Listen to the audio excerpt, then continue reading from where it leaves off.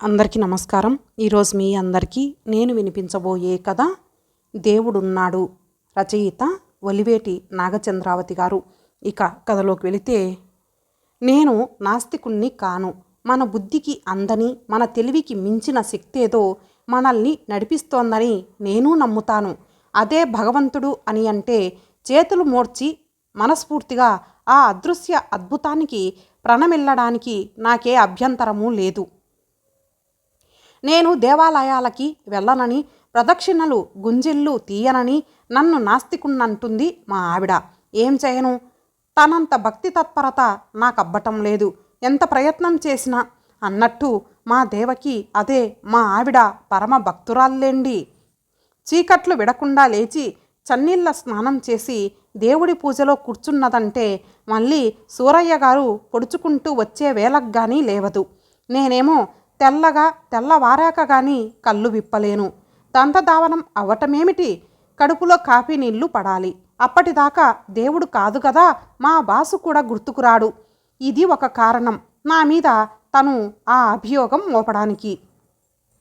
లేవంగానే అరచేతిలో శ్రీరామన్న చుట్టుకోవడం ఉండదు, కళ్ళెదురుగా కాఫీ ఫిల్టర్ మాత్రం ఉండాలి అని విసుక్కుంది మా దేవకి. ఉన్న నిజాన్ని ఒప్పుకొనే తీరాలి. చల్లటి ప్రత్యూష వేళ వేడివేడి కాఫీ సిప్ చేస్తూ మా దేవకి మంద్రస్వరంలో శ్రావ్యంగా ఆలపిస్తోన్న శ్లోకాలో కీర్తనలో గాలిలో తేలి వస్తుంటే అరమోడ్పు కళ్ళతో వింటూ పేపర్ కోసం ఎదురుచూడ్డంలో ఉన్న ఆనందం ఆ చన్నీళ్ళ స్నానంలో, ఆ చీకటి గదిలో అగరొత్తుల పొగలో లభిస్తుందని నాకనిపించదు. నాతో దేవకి విభేదించే మరో అంశం మొక్కులు.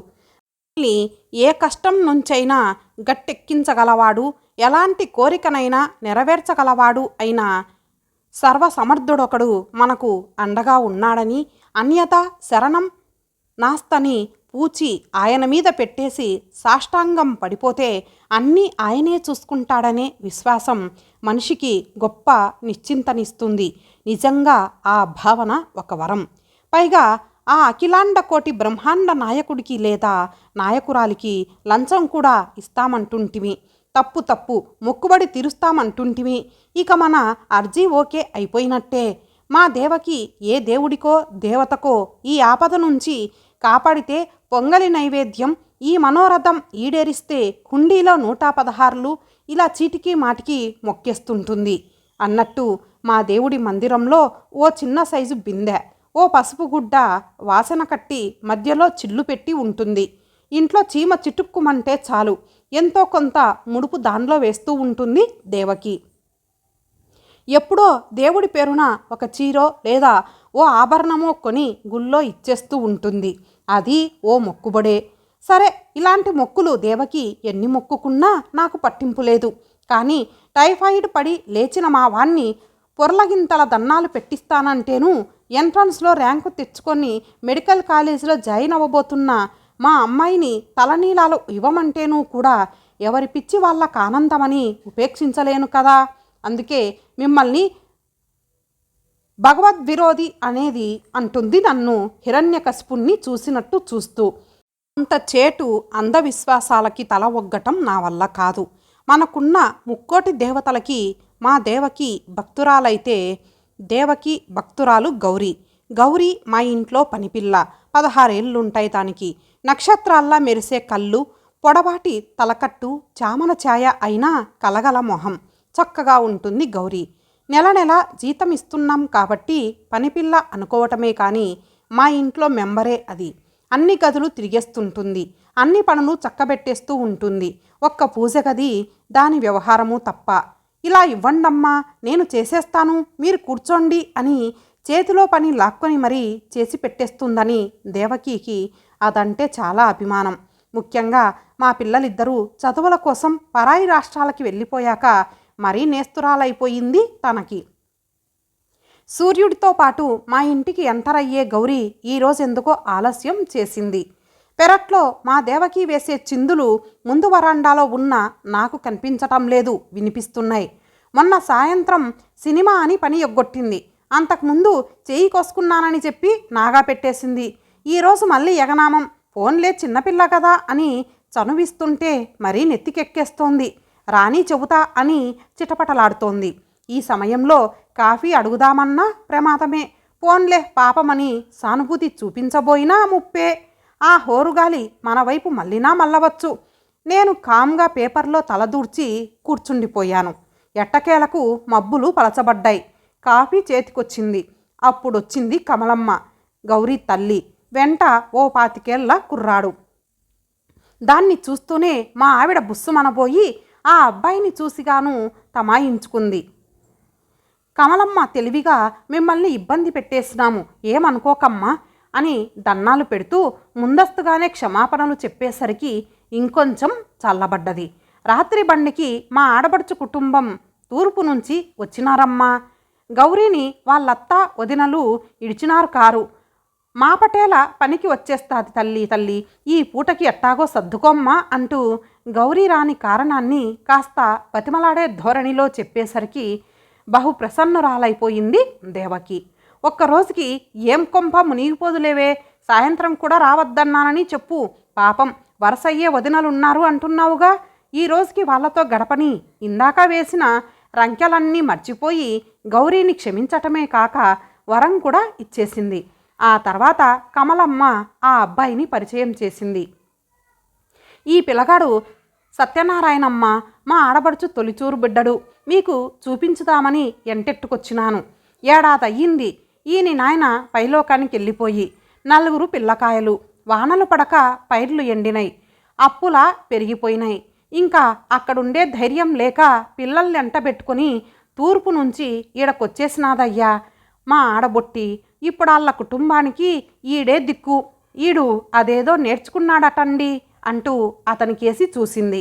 ఆటోమొబైల్ సర్వీసింగ్లో ట్రైనింగ్ అయ్యానండి. బైకు మెకానిజం తెలుసండి. కారు రిపేర్లు కూడా చిన్నవైతే చేయగలను. ఆటోమొబైల్ షాపుల్లో కానీ మెకానిక్ షెడ్లో కానీ పని దొరికితే నెమ్మదిగా నసిగాడతను. అవునదే బాబు, మీరు పెద్దోరు, ఎందరో తెలుసుంటారు. వాళ్ళతో ఒక్క మాట చెప్పి ఓ ఉద్యోగం వేయించండయ్యా, మీ పేరు చెప్పుకొని ఇంత బువ్వ తింటారు అంది కమలమ్మ ప్రాధేయపూర్వకంగా. మానవులం కదా, ఎవరి కష్టం విన్నా బాధగానే ఉంటుంది. కానీ నేనేం చేయగలను? నాకున్న పరిచయాలే అంతంత మాత్రం. ఎప్పుడైనా నా బైక్ రిపేర్ చేయించుకునే ఆ చిన్న షాప్ తప్ప రెండో షాప్ కూడా తెలియదు. కానీ అంత ఆశగా వచ్చిన వాళ్ళకి తక్కున మొండి చెయ్యి చూపించలేక చూద్దాం అన్నాను, అటు ఇటు కాకుండా. నాతో చెప్పారు కదా అని ఊరుకోకండి, మీరు గట్టిగా ప్రయత్నం చేయండి అని కూడా చెప్పాను హెచ్చరింపుగా.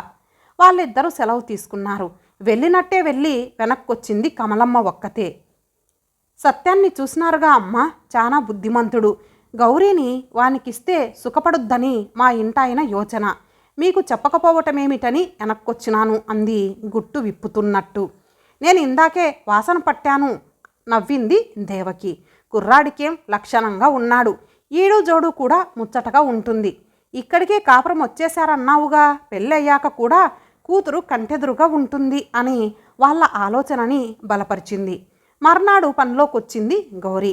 ఎప్పుడూ ఎవరో ఇచ్చిన ఓ పాత చుడిదారు వేసుకొని జుట్టుకి క్లిప్పు పెట్టుకునేదల్లా ఈరోజు తలనిండా పూలు పెట్టుకొని చిలక పచ్చటి సిల్కు ఓని వేసుకొని అచ్చం విరబూసిన పూల కొమ్మలా నడిచొచ్చింది. ఆహా, అప్పుడే పెళ్ళికల వచ్చేసిందేవు. దేవకి మేళమాడేసరికి సిగ్గుల మొగ్గై పొండమ్మగారు అంటూ మెలికలు తిరిగింది. అప్పట్నుంచి గౌరీలో అందమైన మార్పు, దాని కళ్ళలో కలల మెరుపులు, వెలుగులు, ఉత్తి పుణ్యానికి తనలో తనే నవ్వుకోవటం, కూని రాగాలు తీయటం, పనిలో చురుకుతనం తగ్గిపోయి పిలిచినా వినిపించుకోని పరధ్యానం ఎక్కువైపోయింది. ఎక్కడుందే మనసు, ఏమిటా పరాకు విసుక్కోబోయి అంతలోనే పాత రోజులు గుర్తుకు వచ్చిగాను నవ్వుకుంటోంది దేవకి. నెల గడిచింది. రాను రాను గౌరీ తీరులో తేడా వస్తోంది. సత్యానికి ఎక్కడా పని దొరకలేదట. మా అత్త మా అయ్యని తెగ సతాయిస్తోందయ్యా అన్నది ఓ రోజు ఏడుపు మొహం పెట్టి. మీరేదో వరగబెడతారని వచ్చినాం, ఇప్పటిదాకా మాకేం చేసినావు అని నిలేస్తోందంట. సంసారాన్ని సాకుతాడనుకున్న మగబిడ్డని ఈగలు తోలుకోమని ఇంట్లో కూర్చొండబెట్టినావు. ఆడదాయిలం ముద్ద కోసరం అందరి వాకిళ్ళ ముందరి కసువు ఊడ్చాల్సి వస్తోంది అని సనుగుతోందట. అక్కడుండిపోయినా బాగుండిపోను, తిన్నా తినకపోయినా మా చేలో పని మేము చేసుకుంటున్నామన్న గౌరవమన్నా మిగులుండేది అని ముక్కు చీదేస్తోందంట. మా అయ్య తల పట్టు కూర్చున్నాడండి అంది గౌరీ బిక్కమొహంతో. పాపం దాన్ని చూస్తే జాలేసింది. నిన్నటిదాకా ఎగిరే తూనీగల ఆనందంగా ఉండేది. మనువు మగడు అన్న మలుపులోకి తిరగబోయేటంతలోనే మొదలైపోయాయి కష్టాలు కన్నీళ్ళును. ఇంకో నెల గడిచింది. మా బావ తనే ఓ రిపేరింగ్ షాప్ తెరుస్తాడంట దేవకీకి చెబుతోంది గౌరీ. అవును, అయితే ఇకనేం? కానీ గౌరీ మొహంలో వెలుగులేదేం? అది మా అయ్య పెట్టించాలటండి. అదా సంగతి. ఓ, నోరు తెరిచేసింది దేవకి. ఆ రోజు మధ్యాహ్నం కూతురి జీతం అడ్వాన్స్గా అడగటానికొచ్చింది కమలమ్మ. గౌరీని పుట్టిన కాన్నుంచి నిన్నటిదాకా నా కోడలు అని తెగ అగ్గించేది మా ఆడబిడ్డ. ఇయాల కాసులు కట్టం తెస్తేనే కోడలని కండిషన్ పెడతా ఉంది. ఏం చేయటమో తెలియకుండా ఉందమ్మా అంటోంది కమలమ్మ నీరసంగా. ఏనార్థం నుంచి కక్కుర్తిగా తిని తినక కూడేసి చీటీ కడితే 10,000 అయ్యిందట. అది పెళ్లి ఖర్చులకి సరిపెడితే గౌరీ తన జీతంలో మా దగ్గర దాచిన డబ్బుతో సత్యానికో వాచి ఉంగరం వరకట్నంగా కొని పెడదామని అనుకున్నారట. ఇప్పుడేమో పెట్టబోయే ఆ మెకానిక్ షాప్కి పగిడీ కట్టమని పనిముట్లు కొనటానికి డబ్బు తెమ్మని ఒత్తిడి చేస్తే అత్తెసరు బతుకులోళ్ళం. అంత సొమ్ము ఏడ నుంచి తెద్దుం? నిరాశపడింది కమలమ్మ. బాధపడకే, ఆ భగవంతుడే ఉన్నాడు, నమ్ముకున్న వాళ్ళకి ఓ దారి చూపించకపోడు ఓదార్చింది దేవకి. మొక్కుబడిగా ఆ మాటలనేసి ఊరుకోలేదు మా దేవకి. ఆ దేవుడి అనుగ్రహం కొరకు వెంటనే కార్యాచరణకు కూడా దిగిపోయింది. గౌరీని దింపేసింది. మసీదు వీధిలో పెద్ద మరిచెట్టుందా? ఆ పక్క ఇంట్లో ఉన్నావిడకి అమ్మవారు పూనుతుందంట, ప్రత్యక్షంగా పలుకుతుందట. ఓ 11 రూపాయలు పసుపు కుంకుమ తీసుకెళ్ళి ఇస్తే చాలు, వాళ్ళ కోరిక తీర్చమని అమ్మవారిని అడుగుతుందట. వెంటనే వెళ్ళిరా అక్కడికి. రామాలయంలో దాసాంజనేయ విగ్రహానికి ప్రతి మంగళవారము 108 ప్రదక్షిణాలు చేయి. వచ్చేసేటప్పుడు ఆయన చెవిలో నీ కోరిక చెప్పి అది రామకార్యం సుమా అని చెప్పాలిట. అంతే, ఆ పని అయ్యేదాకా ఆ స్వామి నిద్రపోడట. చాలామంది చెప్పారు. ఏ పాపిష్టి కళ్ళు మీ జంటని చూసి కుళ్ళుకున్నాయో, మీ ఇద్దరినీ కలపకుండా చేస్తున్నాయి. ఎందుకన్నా మంచిది, తూర్పు వీధిలో మహంకాలమ్మ అని ఒక ఆవిడ ఎట్లాంటి పాపపు చూపులకైనా విరుగుడుగా దిష్టి తీస్తుందట. ముందావిన్ని కలు. ఇలా రకరకాల ప్రక్రియల ద్వారా గౌరీ సమస్య తీరే ప్రయత్నాలు చేయిస్తోంది మా ఆవిడ. మునిగిపోయే సమయంలో చేతికి గడ్డిపోచ దొరికిన చందంగా గౌరీ వాటిని ఎంతో శ్రద్ధాసక్తులతో ఆచరిస్తూ ఉంది. వాళ్ళ పట్టుదల కార్యదీక్ష చూస్తుంటే వాళ్ళ కృషి ఫలించే రోజు దగ్గరలోనే ఉందని నాకు అనిపించింది. దగ్గర అవటమేమిటి, వచ్చేసింది కూడాను. మా అక్క ఇయ్యాల పనిలోకి రాదంటండి చెప్పమన్న కబురు అందించేసి తుర్రు మనబోయాడు గౌరీ తమ్ముడు మల్లేసు. తెల్లారంగానే అంట్లు మెల్లాలో వేసి గౌరీ కోసం ఇంట్లోకి వాకిట్లోకి కాలుగాలిన పిల్లిలా తిరుగుతోంది దేవకి. ఆగక్కడ, ఒక్క గదుము గదిమింది వాణ్ణి. పరుగు తీయబోతున్నవాడల్లా బిత్తరపోయి ఆగాడు వాడు. ఎందుకు రాదు? స్వరం తగ్గించలేదు దేవకి. గౌరీ రాకపోతే నడుం విరిగేంత పని తన పాలబడుతుంది కదా. మా అత్తోళ్ళు ఇంట్లోంచి వెళ్ళిపోతున్నారు, మా అక్క ఏడుస్తోంది చెప్పేసి పరుగందుకున్నాడు మల్లేసు. అయ్యయ్యో, భయపడ్డంతా అయిందన్నమాట. తాత్కాలికంగా పని భారాన్ని మర్చిపోయి విలవిల్లాడింది దేవకి. మరో 4 రోజులు గడిచాయి. ఆ రోజు ఉదయాన్నే గరుడవర్ధనం కొమ్మ సుతారంగా వంచి నెమ్మలంగా తొడిమ నుంచి పువ్వులు మాత్రమే విడదీస్తూ పని ఎక్కువై పూజకు ఆలస్యమైపోతోందని విసుక్కుంటోంది దేవకి. మెట్ల ముందు వేసిన రంగవల్లిలో సొగసులు, మా ఆవిడ విసుగులోని విరుపులు సమానంగా ఆస్వాదిస్తూ అరుగు మీద నిలబడ్డాను నేను. గేటు ముందర ఆటో ఆగిన శబ్దం. ఇద్దరం అటు చూశాం. గేటు గడియ తీసుకొని కమలమ్మ, ఆ వెంటే దాని పెనిమిటి రాములయ్య. పట్టుకున్న కొమ్మ టక్కును వదిలి నోరు తెరిచేసింది దేవకి. ఆశ్చర్యం, ఆనందం వాళ్ళ రాకకి కాదు, ఆ వెనక గౌరీ సత్యం పసుపు బట్టల్లో మెడలో దండలతో గువ్వల జంటల్లే. క్షణంలో ఆ విభ్రాంతి నుంచి బయటపడి రండి రండి అని సంభ్రమంగా ఆహ్వానించింది దేవకి. తను గబగబా ఇంట్లోకి నడుస్తూ లోపలికి వస్తూనే మా ఇద్దరి పాదాలు తాకి నమస్కారం చేశారు వధూవరులు. తవరు చూపించిన దయకి జన్మ జన్మంతా మేము మీకు రుణపడి ఉంటాం. 2 చేతులు జోడించి నుదుటికి తాకించుకుంటూ భక్తితో అంటున్న కమలమ్మ కంఠంలో తడి, గౌరీ కళ్ళ నిండా నీళ్లు. మా ఆవిడ మొహంలో విజయ దరహాసం మెరిసింది. అవును మరి, పరీక్షకు కూర్చున్నది పాస్ అయ్యింది గౌరీనే కావచ్చును. టీచింగ్ తనదే కదా. పైకి మీ మొహం మేం చేసిందేపాటి చెప్పు, ఆ దేవుడు మీ యందున్నాడు, దాని మొర విన్నాడు అంది. మా పాలిటి భగవంతుడు బాబుగోరేనమ్మా. దేవుడిలానే సమయానికి డబ్బు తెచ్చిచ్చి బాబుగారు ఆదుకోకపోయి ఉంటే ఈ పాటికిది ఏ నుయ్యో గొయ్యో చూసుకునేది. మేం తలలు బద్దలు కొట్టుకునే వాళ్ళం. ఆ ఘోరాన్నుంచి మమ్మల్ని కాపాడింది ఈ మహారాజేనమ్మా.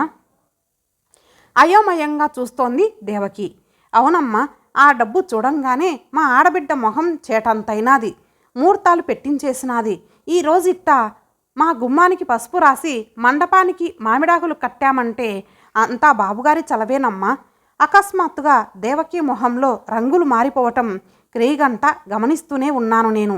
కమలమ్మ, రాములయ్య ఒకరు మార్చి ఒకరు నన్ను కీర్తిస్తూనే ఉన్నారు. పదే పదే దన్నాలు పెడుతూనే ఉన్నారు. నేనిచ్చిన డబ్బు సత్యం పెట్టబోయే మెకానిక్ షాప్కి అడ్వాన్సు ఇచ్చేశారట. రేపే దానికి కూడా ఓపెనింగ్ అట. చిన్నవాళ్ళమని చిన్నచూపు చూడకుండా అక్కడికి వచ్చి మా చల్లని చేత్తో దీపం వెలిగించాలట. ప్రాధేయపడుతూ వేడుకుంటున్నారు. వారి మాటలన్నీ ధారాళంగానే నా చెవుల్లోకి దూరుతున్నాయి. మెదడులోకి వెళ్ళటానికే కాస్త టైం తీసుకుంటున్నాయి. నేను కొంచెం డిస్టర్బ్ అయ్యాను. దేవకి వైపు చూడ్డానికి బెరుగ్గా ఉంది. అది భయం కాదు, తనకి నా ఘనకార్యం తెలిసిపోయిందన్న బెదురు కాదు, చేసిన పని పొరపాటేమోనన్న పశ్చాత్తాపం అసలే కాదు. ఆ పనిలోని ఔచిత్యాన్ని తను గ్రహించేలా కన్విన్స్ చేయగలనా అన్న తడబాటు అంతే. ఒకందుకు సంతోషంగా ఉంది. వాళ్ళు వెళ్ళేదాకా తన అసహనాన్ని ఏమాత్రం వ్యక్తం చేయకుండా సంయమనాన్ని పాటిస్తున్న మా దేవకి సంస్కారాన్ని నిజంగా అభినందించాల్సిందే. పెళ్లివారు గేటు దాటారు. మా ఆవిడ నా వైపు తిరిగి చూసింది తీక్షణంగా. ఆ నుదుటి చిట్లింపులో నన్ను తాకిన ప్రశ్న, ఎక్కడిదా డబ్బు? తనకీ తెలుసును, ఇంట్లో మహా ఉంటే 1000 1500 అంతకన్నా ఎక్కువ ఉండదని. బ్యాంక్ అకౌంట్లో కూడా నిల్. 15 రోజుల కిందటే ఉన్నదంతా ఒల్లి మా చెల్లెలు బైపాస్ సర్జరీకని సాయంగా పంపేశాం. ఇక మిగిలింది దేవకి లోపలికి పరిగెత్తినట్టుగా వెళ్ళింది. తనకర్థమైందని నాకర్థమయ్యింది. నేను స్తబ్దంగా పడకుర్చీలో వాలాను. కళ్ళు మూసుకున్న బుర్రని కుదిపేస్తూ ఘర్షణ. దేవకిని ఎలా ఎదుర్కోవటం? పైగా దేవుడి విషయంలో సాధ్యమా?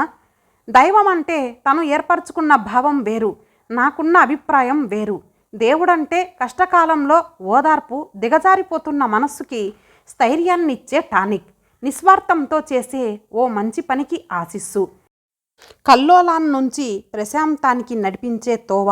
అలా అనుకోవాలే తప్ప క్రతువులతోనూ నైవేద్యాలతోనూ ఆ నిర్గుణుణ్ణి లొంగదీసుకోగలమని, దేవుడా నీ మహిమ అని కళ్ళు మూసుకుంటే ఏ కష్టాన్నుంచైనా గట్టెక్కించేయగలడని భావించడం వెర్రిబాగులతనం. ఒక వాంఛితాన్ని సాకారం చేసుకోవాలంటే మనమే కర్తలం కావాలి, సంకల్పించాలి, క్రియకి తీసుకురావాలి. పడిపోయిన వాణ్ణి లేవదీయాలంటే కావాల్సింది భగవంతుడి కటాక్షం కాదు, ఉత్తుత్తి సానుభూతి, అభిమానము వలకబోయటమూ సరిపోదు. మనమే చెయ్యందించాలి, మనమే కళ్ళు తొడవాలి. అదే నేను చేసింది. ఇవన్నీ దేవకితో అనగలనా అని ఒప్పించగలనా? చిరుసవ్వడికి కళ్ళు తెరిచాను. ఎదురుగా దేవకి, చేతిలో పూజగదిలో ఉండే హుండీ. నాకు తెలుసు, కిందటి నెలలో మా అబ్బాయి తన మొదటి నెల జీతం పంపించాడు. వాళ్ళమ్మ దేవుడి హుండీలో వేస్తానని మొక్కుకున్నదని. ఆ డబ్బిప్పుడు దానిలో లేదు, ఉండదు. రాబోయే పెను తుఫానికి సిద్ధపడుతూ తిరిగి కళ్ళు మూసుకున్నాను. ఆహా, తండ్రి వైకుంఠవాస, తల్లి జగన్మాత, మీ లీలెంత అద్భుతం! పరవశంగా ఉచ్చైస్వరంతో అంటున్న దేవకి గొంతు విని ఆశ్చర్యంతో కళ్ళు విప్పాను. చేతిలో ఉన్న హుండీ బిందెతో సహా 2 చేతులు పైకెత్తి కళ్ళు నిమీలితం చేసి ఆ కనపడని వానికి నమస్కారం చేస్తోంది దేవకి. నేనేమన్నా చెబితే వేలాకోలంగా తీసేస్తారు కానీ, చూసారా ఆ భగవంతుడి మహత్యం? మనం చేసే పూజలు స్వీకరించి వరాలు కురిపిస్తాడనటానికి ఇది నిదర్శనం కాదు. నేను నొసలు చిట్లించాను. అర్థం కాలేదా? భక్తుల కోరిక నెరవేర్చటానికి నేరుగా ఆ దేవుడే దిగి రానక్కర్లేదండి.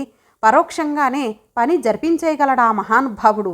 ఈ బిందెలో ఉన్నది తన సొమ్మే కదా, అది గౌరీకి అందజేసి సాయపడమని మీ మనసుని ప్రేరేపించాడు. తన భక్తురాలిని సంతోషపెట్టాడు. దేవకి కంఠంలో ఒకలాంటి మైమరుపు. మతిపోయింది నాకు. మీరే ఆలోచించండి. మన ఇంట్లో నెల జీతానికి పనిచేసే ఒక పనిపిల్లకి అంత డబ్బు, పైగా దేవుడి హుండీలోది ఇంటికి పట్టుకెళ్ళి మరీ స్వయంగా ఇచ్చి రావాలని మీకు అనిపించిందంటే ఆ ఉదారత వెనక ఏ ప్రేరణో ఏ శక్తి ప్రోద్బలమో లేదంటారా? అది దేవుడు కాదంటారా? సూటిగా చూస్తోంది దేవకి. ఏమనను? మనస్సు సందిగ్ధంలో ఊగులాడుతోంది. మనసులో కదలిక, కలకలం వాష్ చేస్తున్నట్లు. దేవకి చెప్పిన దానిలోనూ నిజముందేమో నేను ఆలోచనలో పడ్డాను. ఇంతటితో ఈ కథ సమాప్తం. మరలా మరొక మంచి కథతో కలుద్దాం. అంతవరకు సెలవు. నమస్తే.